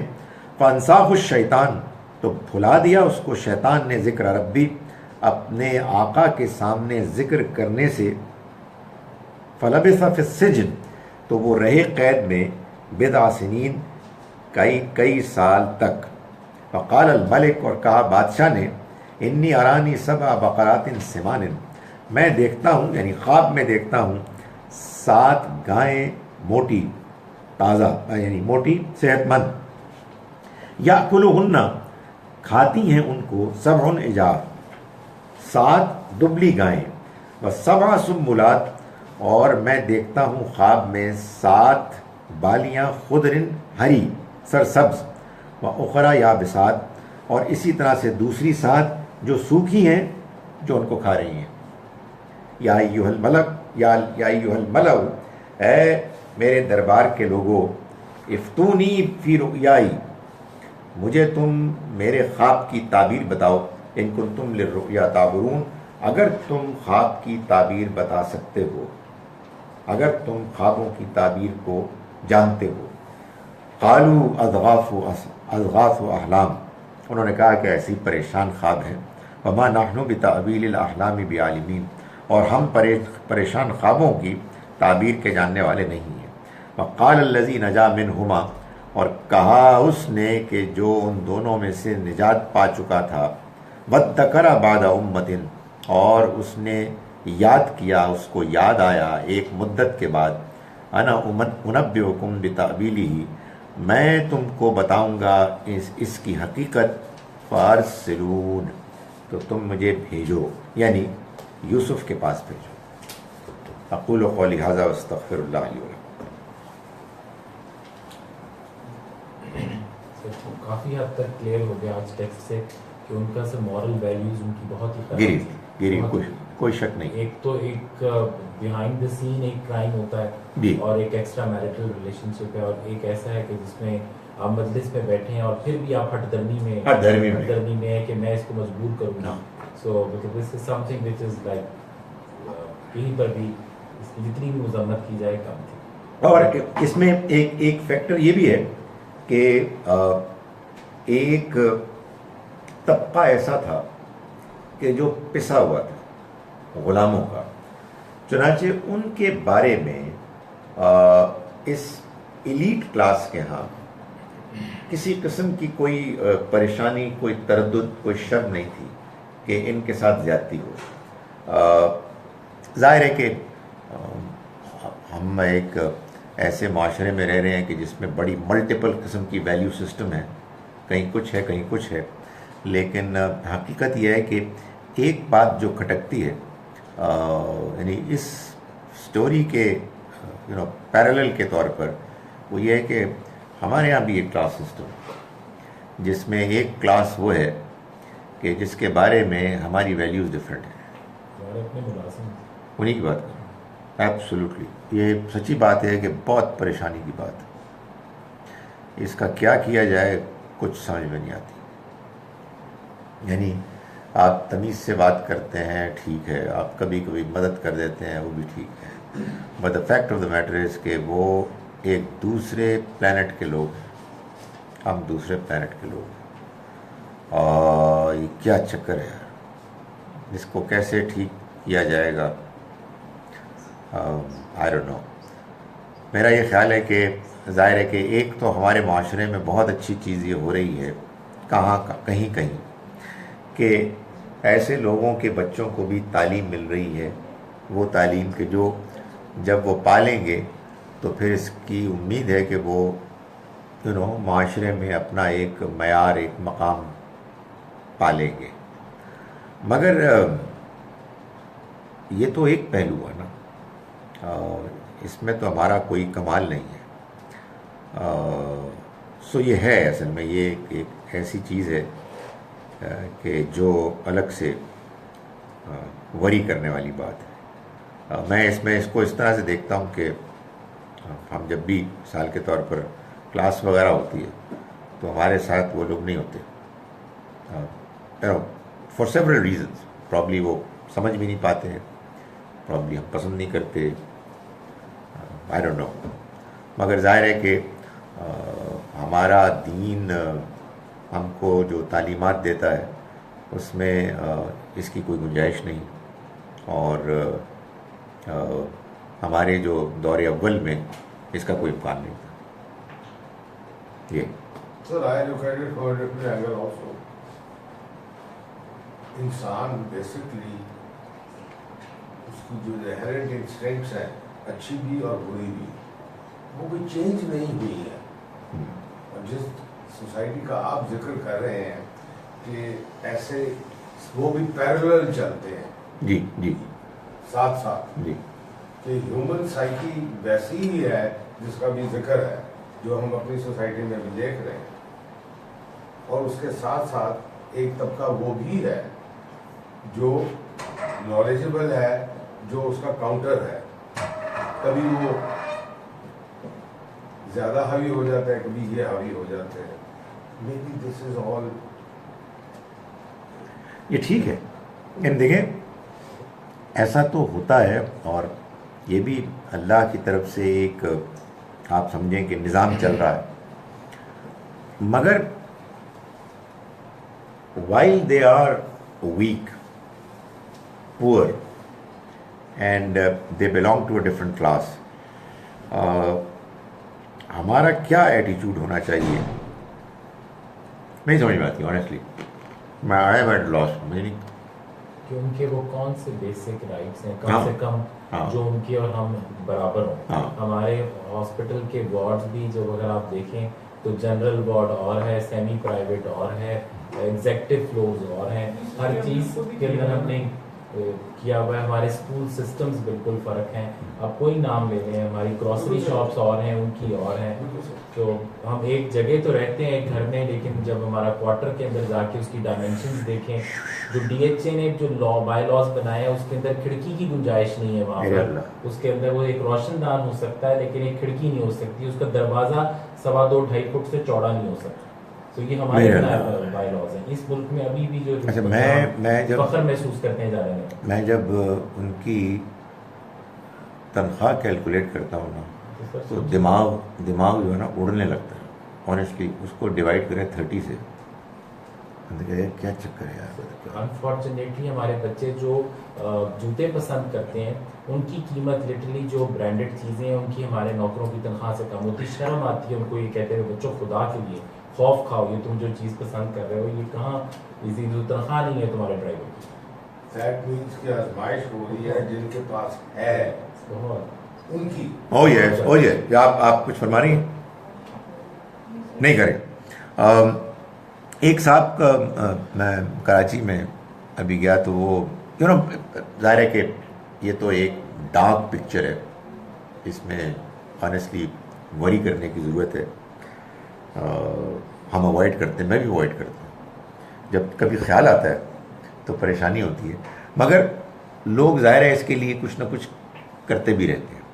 مثال کے طور پر ایک صاحب نے یہ بتایا کہ ایسے ہی, یعنی not that he was boosting of, ویسے ہی کہ کبھی کبھی میں یہ جو لڑکے ہوتے ہیں نا مانگنے والے, ان کو پکڑ کے ونس ان اے وائل میں کہیں میکڈونلڈ یا وہ لے جاتا ہوں, پھر بیٹھ کے یار یہ کھائیں, اور پھر کہتا ہوں کہ یار جو آرڈر کرنے کا, تو وہ بتاتے ہیں کہ لڑکے کہتے ہیں کہ کوک بھی آرڈر کر سکتے ہیں, کر لو یار. سو آنیسٹلی ان کی جو ظاہر اپنی خواہشات ہیں, لیکن اس میں وہ بڑا وہ جو ابھی ریسنٹلی آیا وہ رزق این جی او جو ہے بریلینٹ. سو ہمارے بچے ہیں جی, مطلب we are proud of them. بالکل ہمارے انسٹیٹیوٹس کے لمس کے ایل ایس سی کے بچے ہیں, so they are doing wonderful job. اور میرا خیال ہے کہ یہ لپ سروس بھی ضروری ہے. کم از کم ایٹ لیسٹ یہ چیز رہے کہ نہیں یار یہ اصل میں مسئلہ ہے, اس کو ٹھیک ہونا ہے. You never know. تو وہی والی بات جو یہاں اصل میں یہاں سے بات شروع ہوئی نا کہ حضرت یوسف کا اس سوسائٹی میں لیول کچھ اور تھا, تو ان کو ایکسپلائٹ کیا گیا, ان کے بارے میں فیصلہ کیا گیا, اور وہ جو میم صاحب تھیں وہ سب کچھ غلط کام کرنے کے باوجود وہ ان کا ان کو بلیم نہیں دیا, ایکسیپٹیبل تھا جی. تو یہی ہے نا وہ ڈبل سٹینڈرڈز کہ جن سے کہ بچنے کی ضرورت ہے. اور میں تو آنیسٹلی یہ سمجھتا ہوں یہ جو طبقہ ہے جن کی ہم بات کر رہے ہیں, ظاہر ہے کہ اخلاقی طور پر پھر یہ کمزور بھی ہوتے ہیں. And honestly I don't know, مجھے خیال آتا ہے کہ یہ جو جھوٹ بوٹ بولتے ہیں نا, انشاءاللہ ان کی اتنی پکڑ نہیں ہوگی, ان کے لیے ایک مجبوری ہے. سر وہ میرے خیال میں بالکل ان کا جس کو ہم کہتے ہیں انوائرمنٹ جو ہے, ان کی نالج اور ان کا انوائرمنٹ, اللہ ان کو اس حساب سے ہی دیکھے گا. لا یکلف اللہ نفسا الا وسعها. جو وسعت ہے ان کی اور ہماری پکڑ زیادہ ہے, ان کی کم ہے. وہ کبھی وہ کام کرنے والی جو خاتون ہے ہمارے یہاں, وہ پتہ لگتا ہے کہ ایک دن بہت بیمار ہو گئی ہیں اور وہ نہیں آئی, اور اگلے دن بالکل فٹ ہو جاتی ہیں اور آ جاتی ہیں. تو میں دل میں کہتا ہوں یار ویل ڈن یار, ٹھیک ہے, تینوں ہوتے کوئی چھٹی ملنی نہیں تھی.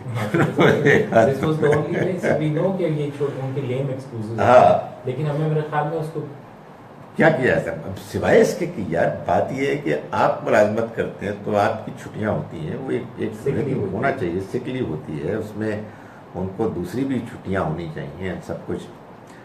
یا اس کو کانفیڈنس نہیں ہے آپ کے اوپر جی کہ آپ سے وہ چھٹی مانگے مانگے نوئنگ کہ آپ نے چھٹی نہیں دے نہیں دینی. لہذا وہ جھوٹ بولنے پہ مجبور ہو گئی. بالکل. تو قصوروار وہ نہیں ہوگی, قصوروار آپ ہوں گے for not giving Hare that confidence جو اس کا رائٹ ہے. بالکل صحیح ہے. کبھی دل کام کرنے کو نہیں بھی کرتا. بالکل اٹ کین بی. آپ کا دل نہیں کرتا کہ جی آپ آفس نہیں جانا چاہتے ہیں. Don't feel like going to sick leave بھیج دیتے ہیں. آپ نہیں جاتے نا, پرائیویٹ سیکٹر اب نہیں جاتے ہیں, فون کرتے کہ جی میں نہیں آ رہا. جی تو الٹا he will she will get scot free. اس کا نہیں ہوگی پکڑ کے جی میں جھوٹ بول رہا ہوں. یہ ٹھیک انہوں نے لکھا ہے کہ education is the key to bring up the class at lower economic status. We all need to educate our helpers kids. بات صحیح, ہم یہی بات کر رہے ہیں بالکل کہ یہ تو ضروری ہے. Educate them first or ourselves? اس وقت تو ہم اپنے آپ کو ایجوکیٹ کر رہے ہیں. یہ ساری جو ایشوز ہیں regarding G G interesting part of the paradox is جی جی جی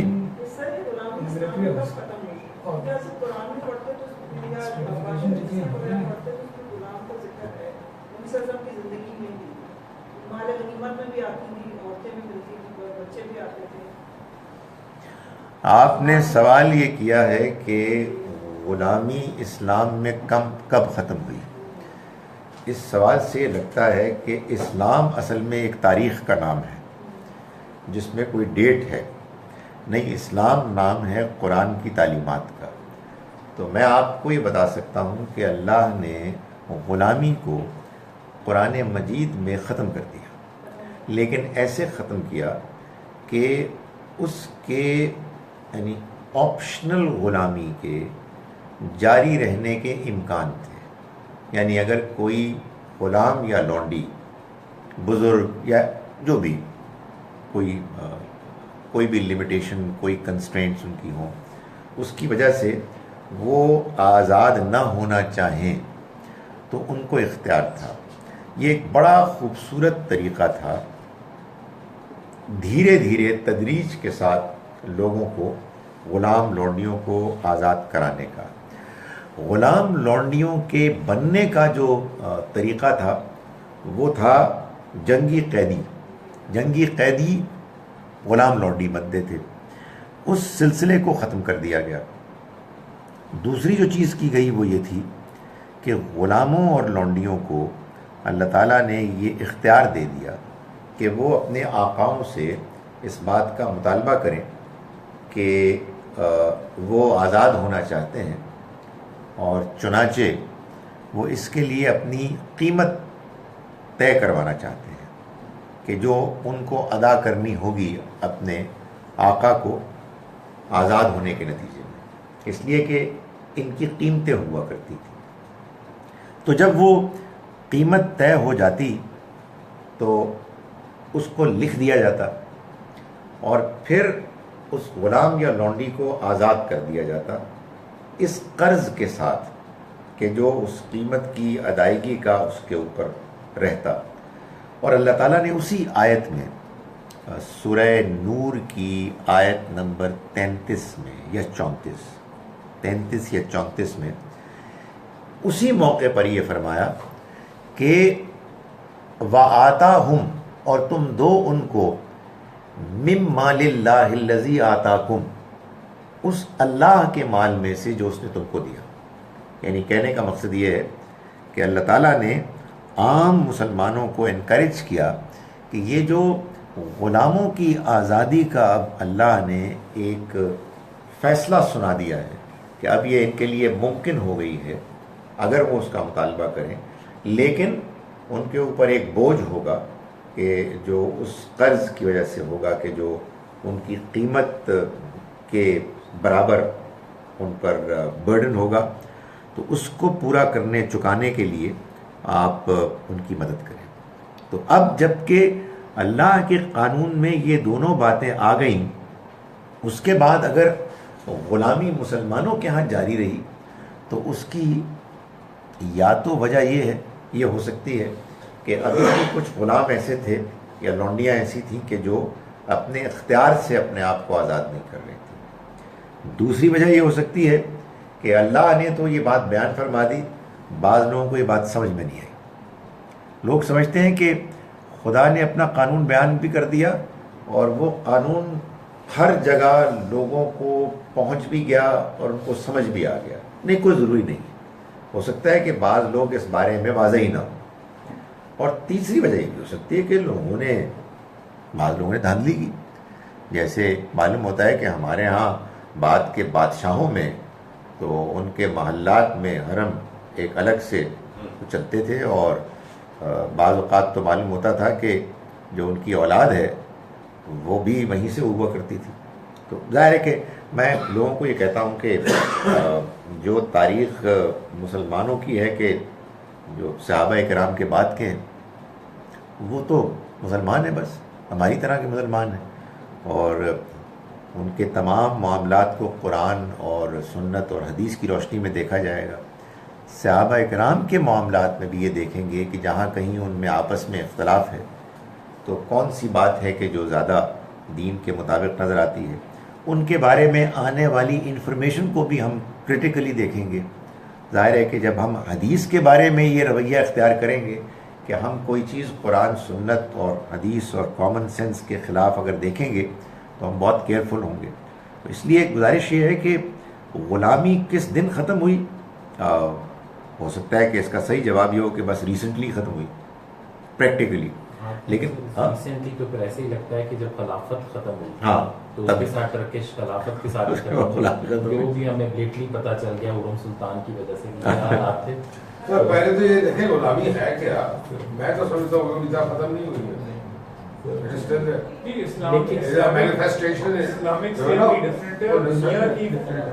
غلامی کیا ہے پہلے تو ڈیفائن کریں، غلامی کیا ہے؟ جی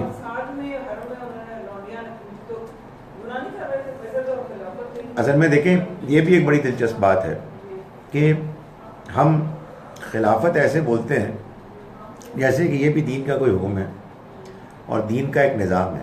نہیں، کچھ بھی نہیں ہے یہ. یعنی یہ در حقیقت جب نبی صلی اللہ علیہ وسلم اس دنیا سے رخصت ہوئے تو آپ کے بعد خلیفۃ الرسول آئے، یعنی وہ کہ جنہوں نے حضور کے بعد خلیفہ جو بعد میں آنے والا ہے انہوں نے اس سیاسی نظام کو یا آپ کہیے کہ حکمرانی کرنے کے طریقے کو انہی خطوط پر اختیار کیا یا اختیار کرنے کی کوشش کی کہ جو نبی صلی اللہ علیہ وسلم نے اپنی زندگی میں کیا. تو یہ بعد میں آنے والے کے لیے لفظ خلیفہ ہے، لیکن جو طریقہ اللہ نے بتایا تھا وہ تو آپس کے مشورے سے تھا. امرہم شورا بینہم. تو ہمارے ہاں اصل میں وہ خلافت جو ہے وہ چاہے وہ ڈائنیسٹیز ہی ہوں، یعنی باپ کے بعد بیٹا اور بیٹے کے بعد پوتا، ہمارا خیال ہے کہ یہ کوئی اسلامی چیز ہے. نہیں، یہ مسلمانوں کے ہاں انفارچونیٹلی خدا کے بتائے ہوئے واضح حکم، یعنی تمہارے معاملات طے ہوں گے آپس کے مشورے سے. اس کو ڈیفائی کرنے، اس کو نظر انداز کرنے کے بعد یہ نظام بنا، جس نظام کے بارے میں بدقسمتی سے مسلمانوں نے یہ سمجھنا شروع کر دیا کہ یہ خلافت ہے اور خلافت مسلمانوں کا نظام ہے. نہیں، مسلمانوں کا نظام تو جب بھی دین کے مطابق ہوگا تو وہ ان کے آپس کے مشورے سے ہوگا. یہ قرآن کا ہوگا. ڈیموکریسی اس کی ایک شکل ہو سکتی ہے، بگڑی ہوئی شکل جس میں اصلاح ہونی چاہیے، اس لیے کہ اصل میں جو شرائط ہیں وہ یہ ہیں کہ ایک تو ہر شخص کو بات کرنے کا اختیار اور آزادی ہو، ہر شخص کو اوپینین فارم کرنے کی آزادی ہو. یہ اوپینینز ایسے بیان کیے جائیں کہ اس کے نتیجے میں نظام اس سے متاثر ہو. ظاہر ہے کہ 20 کروڑ کی آبادی میں اب سب لوگوں سے مشورہ تو نہیں لیا جا سکتا. یہ پہلے بھی ممکن نہیں تھا. اس وجہ سے پہلے جو نظام رائج تھا وہ تھا قبائلی نظام.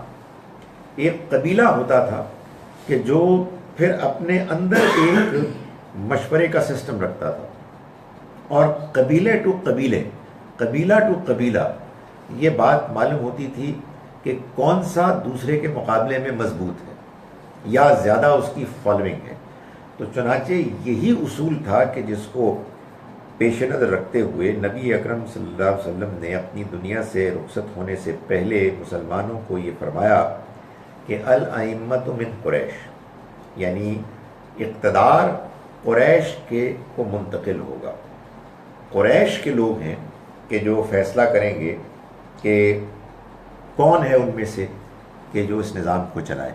اور آپ نے یہ واضح کیا کہ اصل میں اس کی وجہ یہ ہے کہ یہی وہ قبیلہ ہے کہ جس کو باقی عرب کے لوگ جب وہ جاہلیت کے دور میں تھے تب بھی ان کو ہی مانتے تھے، اور اب اسلام میں آنے کے بعد بھی وہ ان کو مانتے ہیں. تو یہ وہی اصول تھا امرہم شورا بینہم. اس میں کوئی شک نہیں کہ اس کا ایک طریقہ جمہوری نظام بھی ہے. جمہوری نظام میں جو جو خامیاں ہیں ان کو دور ہونا چاہیے، لیکن مشورے کے بغیر، مسلمانوں سے مشورے کے بغیر جو نظام بھی ہے اس کو کوئی نام بھی آپ دے دیں وہ اسلامی نظام نہیں ہو سکتا. جی سر میرے دو کوشچن ہیں. ایک تو یہ کہ سر وہ جس یوسف علیہ السلام کو جو وہ تعبیر بتا رہے تھے خواب کی، انہوں نے کہا کہ تمہارا کھانا آنے سے پہلے، سر وہ کیا اس وقت کھانا آنے سے پہلے یا الٹیمیٹ بات ہے؟ نہیں، مثال کے طور پر انہوں نے ان کو خواب بتایا 8 بجے اور کھانا آتا تھا 12 بجے. انہوں نے دیکھو وہ جو کھانا آتا ہے نا اس سے پہلے میں تمہیں تمہارے خواب کی تعبیر بتا دوں گا. یہ جو میں اب تمہارے سامنے بات کر رہا ہوں یہ نہ سمجھنا کہ یہ وہ واز ہے کہ جو ختم ہی نہیں ہوگا. نہیں، بالکل مطمئن رہو، تمہاری یہ ضرورت عنقریب پوری ہونے والی ہے. دیر فور میری بات کو دلچسپی سے سنو. یوسی یہ گویا کہ ہمارے سامنے ایک حکمت آ گئی تبلیغ کی بھی کہ آپ لوگوں کو جب دین کی بات سنائیں تو وہ ان کے لیے بوجھل نہ ہو بلکہ اس میں ان کی دلچسپی کا اہتمام کیا جائے. جیسے ہمارے یہاں بھی کوئی نہ کوئی اہتمام ہونا چاہیے لوگوں کے لیے. میں عام لوگوں کی بات کر رہا ہوں. ظاہر ہے کہ جن کو آپ ایک مرتبہ دین بتائیں گے وہ بھاگ جائیں گے اس لیے کہ ان کی دلچسپی کی چیز نہیں ہے. تو یوسف علیہ السلام نے اس کا اہتمام کیا کہ انہوں نے کہا کہ یہ جو کھانا ہے اس کے آنے سے پہلے تمہیں تمہاری تعبیر مل جائے گی، مگر پلیز میری بات بھی سنو. یہ پھر سر اس کا دوسرا مطلب یہ تھا کہ پھر اس کے بعد رزق بند ہو جائے گا یہ نہیں آنا کیونکہ وہ آزاد ہو گئے ایک. نہیں، وہ تو صرف ڈیلی روٹین میں ایک ٹائم تھا. انہوں نے اس ٹائم کو بیان کیا کہ دیکھو وہ جو تمہیں ملتا ہے نا کھانا، وہ جو 12 بجے آتا ہے، اس سے پہلے میں تمہیں تمہارے خوابوں کی تعبیر بتا چکا ہوں، لیکن ابھی میری بات سنو. یہ مطلب ہے یعنی ایک روٹین میں ان کو کھانا ملتا تھا، اس کا کوئی ٹائم ہوگا، انہوں نے اس کو بیان کر دیا. دوسرا کوشچن یہ ہے کہ سر اس میں یہ کوئی حدیث سے ڈفرینٹ بکس ہیں ان میں انہوں نے یہ لکھا تھا کہ نبی صلی اللہ علیہ وسلم کے وصال کے بعد ان میں یہ جو کیلفس تھے سر حضرت ابوبکر، حضرت عثمان، تو ان میں سر جو خلیفہ اشرف ہے اس کو لینے کے لیے ان میں کافی بہت ٹائم لگا تھا ان کو ڈیسائڈ کرنے کے لیے کہ کون آئے گا سارٹ آف. دیکھیں جی، پہلی بات تو یہ ہے کہ نبی اکرم صلی اللہ علیہ وسلم کے بعد خلیفہ بننے میں ٹائم لگا، ڈسکشن ہوئی، اختلاف ہوا ہوگا. ہم کوئی بات بھی حتمی طور پر نہیں جانتے، یہ سب خبریں ہیں. البتہ جو خبریں ہیں عام طور پر ہمارے سامنے آتی وہ بالعموم کوئی تشویشناک خبریں نہیں ہیں، وہ سمجھ میں آنے والی خبریں ہیں.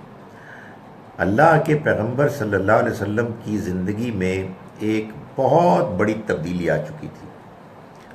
بہت بڑی تعداد میں لوگ مسلمان ہو گئے پورے جزیرہ نما عرب میں، اور ظاہر ہے کہ آپ کی شخصیت ایک غیر معمولی شخصیت تھی.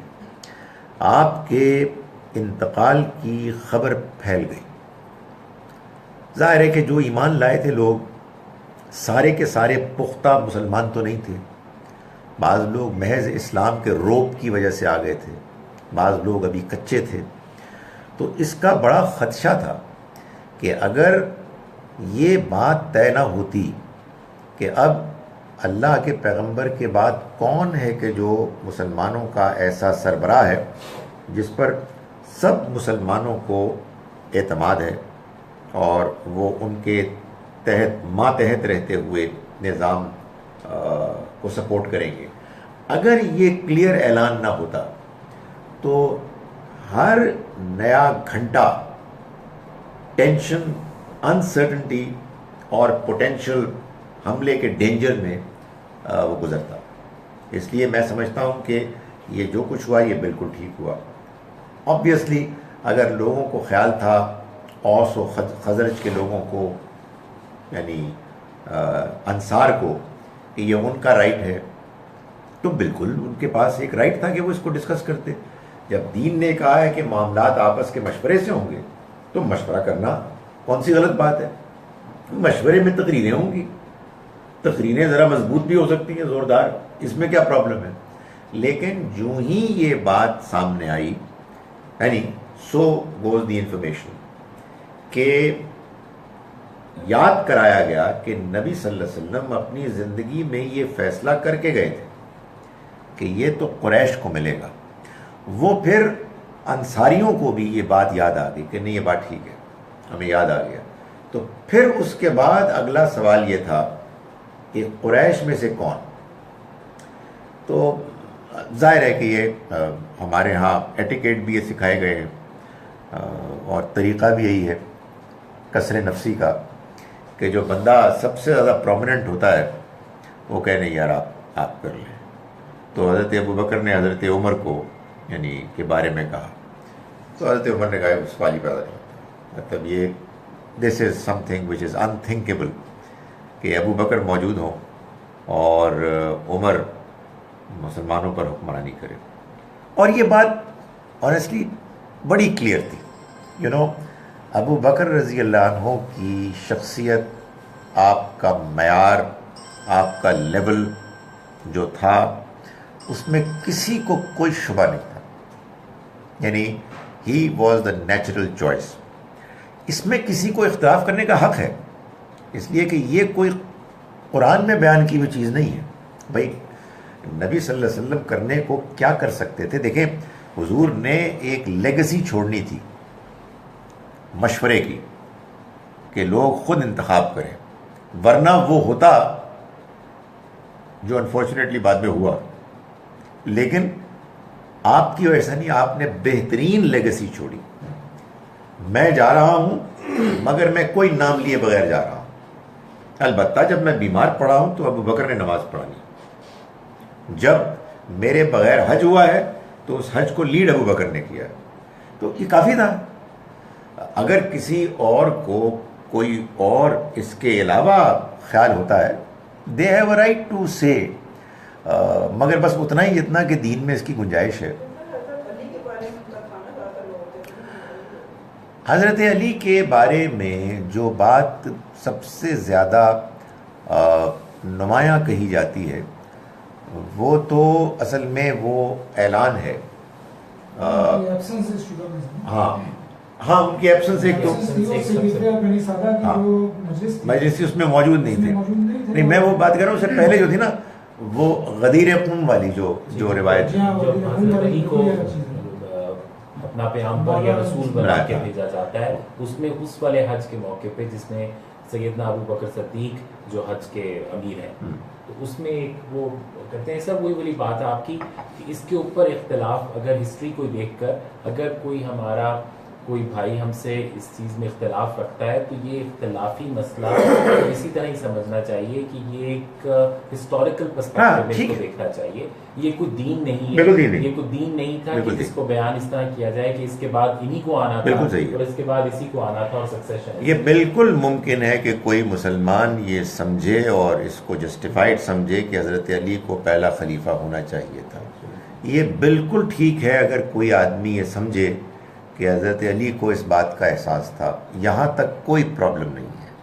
پرابلم اس وقت آئے گی کہ جب آدمی یہ سمجھے کہ یہ جو تینوں نے جان بوجھ کر پیغمبر صلی اللہ علیہ وسلم کی بات کو اگنور کیا، ڈیفائی کیا اور ایک حقدار کے حق کو چھینا، اس میں جہاں پہلے 3 خلفاء پر بہت زیادہ بلیم آتا ہے وہاں پھر حضرت علی پر بھی آتا ہے کہ یہ اگر کوئی ایسی دینی حقیقت تھی کہ جو طے ہو گئی تھی، اتنی واضح حقیقت تھی کہ قرآن نے بیان کیا بقول اس انڈرسٹینڈنگ کے کہ اے پیغمبر بلغ ما انزل الیک، آپ پہنچا دیجئے جو آپ کے اوپر نازل کیا گیا.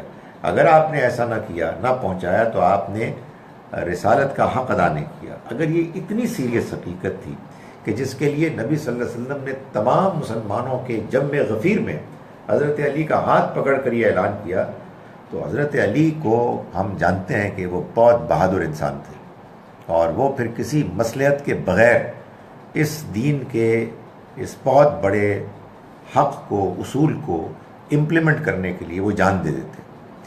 انہوں نے جان نہیں دی، انہوں نے اپنا تعاون دیا، انہوں نے اپنا مشورہ دیا.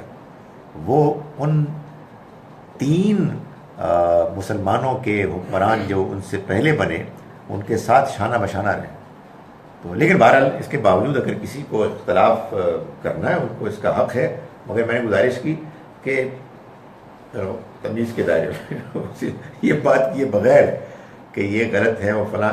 اصل میں اس کی میں سچی بات ہے کہ میں تو اس طرح کے معاملات میں تاریخی واقعات کو کوئی اہمیت ہی نہیں دیتا. قرآن میں آیات ہیں، اللہ نے ان آیات میں اس بات کو بیان کیا ہے کہ لازماً اللہ ان اہل ایمان کو اقتدار دے گا اور وہ امن قائم کریں گے، نماز کا اہتمام کریں گے، زکوٰۃ دیں گے، امر بالمعروف کریں گے، نہی عن المنکر کریں گے. یہ اللہ نے وعدہ کیا. یار کیا وعدہ کیا کہ جس وعدے میں پھوٹ پڑ گئی. تو اللہ کا وعدہ پورا ہوا. اللہ نے یہ خوشخبری دی تھی. وہ جو ہیں شیعہ حضرت ابو بکر وغیرہ کو نہیں مانتے، تو اس میں نام مانے تو ہم کافر تو نہیں کہہ سکتے ہیں. نہیں یہ تو نہیں کہیں لوگ گے. کیوں کہتے ہیں ایک کو شیعہ سنی کو کہتے ہیں، سنی شیعوں کو کہتے ہیں. نہیں میرا خیال ہے کہ اس طرح کی یہ اوپینینز کا فرق ہے.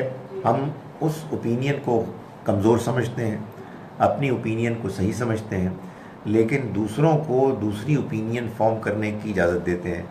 بہت اچھی بات کہہ گئے مولانا اسحاق، دنیا سے رخصت ہو گئے، اللہ تعالیٰ ان کو اعلیٰ ترین جنت میں مقام دے. وہ یہ فرما کے گئے کہ دیکھو بھائی مسلمانوں، سنیوں اور شیعوں، تاریخ کے واقعات میں یہ اختلاف اب لکھا ہوا ہے، اس کا آپ کچھ نہیں کر سکتے، کتابیں ہم بدل نہیں سکتے. اس لیے ایک دوسرے کے ساتھ برداشت، ٹالرنس، باہمی احترام کے ساتھ رہو. جس نے جو کتاب میں بات ماننی ہے مان لے. تاریخ کی کتابوں میں وہ مواد موجود ہے کہ جس میں اگر آپ سنی پوائنٹ آف ویو کو سپورٹ کرنا چاہتے ہیں تو اس کے بھی واقعات ہیں، اگر آپ شیعہ پوائنٹ آف ویو کو سپورٹ کرنا چاہتے ہیں تو اس کے بھی واقعات ہیں. کیا قیامت تک تم نے لڑ بیڑ کے رہنا ہے یا پیسفلی رہنا ہے؟ ہر ایک کو اپنی اپنی بات کرنی ہے تو دلائل کے ساتھ. ایک دوسرے کی بات سنو اور جھگڑا نہ کرو، اور اگر ٹائم ہو جائے تو نماز پڑھیں. اس میں سب سے خوبصورت ان کی وہی کلپ ہے سر بہت اچھی ہے. جہاں پہ انہوں نے نماز کے اذان کے اختلافی مسئلہ اس کا جواب دیا. پھر ایک دلیل دی جاتی ہے نا کلمہ ان کا اور ہے مسلمان کیسے. ہاں لا الہ الا اللہ کو انہوں نے چیلنج کیا کہ یہ کون سا کلمہ ہے.